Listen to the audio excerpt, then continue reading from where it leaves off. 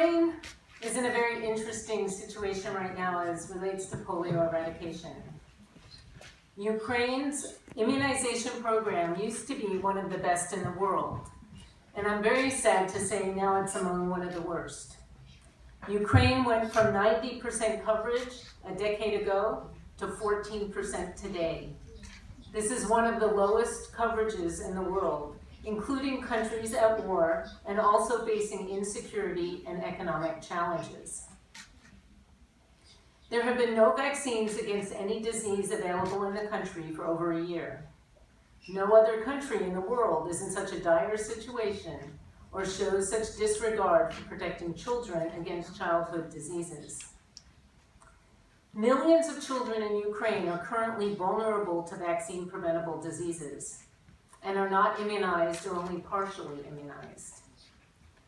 A recent study by UNICEF of never vaccinated children from Africa, South Asia, and the Middle East estimates that 1.7 million children have never received a dose of any vaccine. Astonishingly, the number of Ukraine's un- or under-immunized vulnerable children exceeds that of the world's poorest regions. Ukraine once set an example of putting children first and was proud when the European region was certified polio-free in 2002. In the past, a confirmed case of polio would have been given immediate attention. As a current member of the Certification Commission for Europe, I am deeply concerned about the inadequate response and the implications for the country and the region.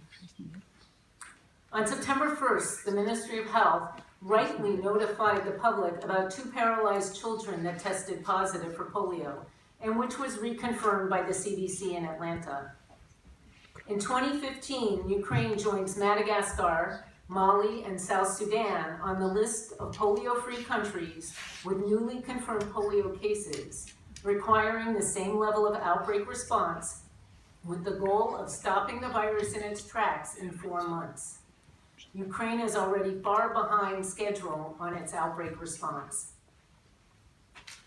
Ukraine, as a signatory to the 1988 World Health Assembly resolution to eradicate polio, the international health regulations, and numerous other international health decisions, has pledged to institute the necessary measures to reduce the spread of disease and maintain a rapid response capacity. The lack of support for Ukraine's brave and competent frontline workers who are caught in the crossfire of false rumors, myths, and rhetoric about the safety of the vaccine undermines confidence in Ukraine's overall health system. The government has asked for and received internal and external verification that the vaccine is safe. It is time to put this controversy to rest and get on with the job of vaccinating children. Ukraine has to do more than aspire to European standards. You have an opportunity to follow the international guidelines and prevent the outbreak of a disease that has seen explosive outbreaks in the past.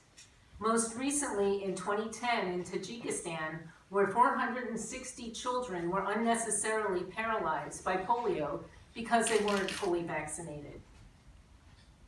Outbreak response guidelines say that vaccination should have started within 14 days of notification, and that 3 rounds of vaccination campaigns targeting 2 million children from birth to age 5 should take place over the next 3 weeks, acknowledging that older children may be needed if they have not been fully vaccinated. It is now 45 days since the outbreak was notified on August 25th, and not a single child has been vaccinated. Clearly, much more needs to be done. The outbreak response guidelines call for a presidential declaration of a public health emergency. So far, there has been no declaration. And although a plan of action has been drafted, it has not received public endorsement at the highest levels of government needed to mount an effective cross-ministerial whole-of-government response. The identification of an emergency operations manager hasn't begun. Protecting Ukraine's children is more than the responsibility of the Ministry of Health. It is all parts of the government working together on a common goal to protect its children. The international community is calling on the government of Ukraine to fully implement the International Outbreak Response Guidelines. International experience has shown that slow, inadequate response drags outbreaks out and increases the cost and potential for international spread. Poliovirus circulates silently. Only 1 child in 200 shows symptoms of paralysis. The other 199 children don't know that they are spreading the virus, and it can take months or even years until the next paralytic case happens. The 2 cases notified on August 25th are the tip of the iceberg. With several million Ukrainian children unvaccinated against polio since 2008, the risk of an outbreak is high and grows the longer the response is delayed. We are pleased to hear that the children affected by this virus are recovering well, but this doesn't mean that the problem has gone away. In fact, the other 199 children continue to excrete the virus to others, who then excrete it to others, and the cycle continues. Most children don't fully recover from polio. Most paralyzed children live with lifelong disability. There is no cure for polio, only prevention. The only way to stop the virus is by conducting large, well-planned campaigns that will rapidly build population immunity. Decisive action is needed by the highest levels of government. Numerous consultations have already taken place to answer questions on the safety of the vaccine and other doubts. These have now been asked and answered, and resoundingly there is consensus that the reputable scientific and public health community that the vaccines are safe and there should be no further delays. Parents want the opportunity to protect their children. What are the costs to Ukraine of a poor response to this crisis? The European Certification Committee for Polio Eradication, of which I'm a member, is aware of these cases and is charged with reviewing the data. Ukraine will have to prove that there is no virus circulating and has taken the necessary steps to stop the outbreak, or the committee will revoke Ukraine's polio-free status. This has never been done before in the history of polio eradication. Decertifying Ukraine would be a black eye for the country and an indication that the country cannot provide even a minimum standard of disease control and has fallen so far that its immunization coverage is less than most of the poorest countries in the world. Surveillance needs to be redoubled to provide revised, enhanced surveillance to make sure nothing slips through the cracks, and that environmental surveillance protocols are revised to actively search for the virus.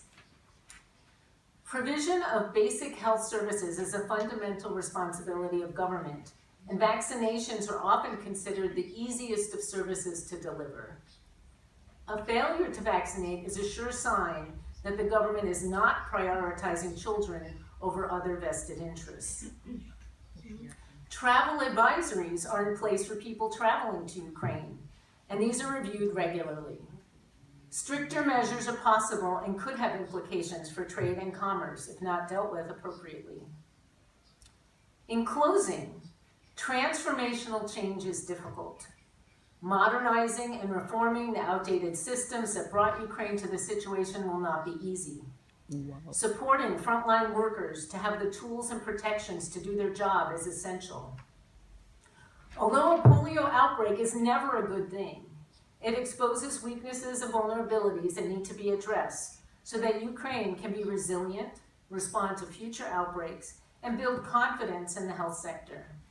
This is an opportunity for building a better, healthier future. And thank you for your time.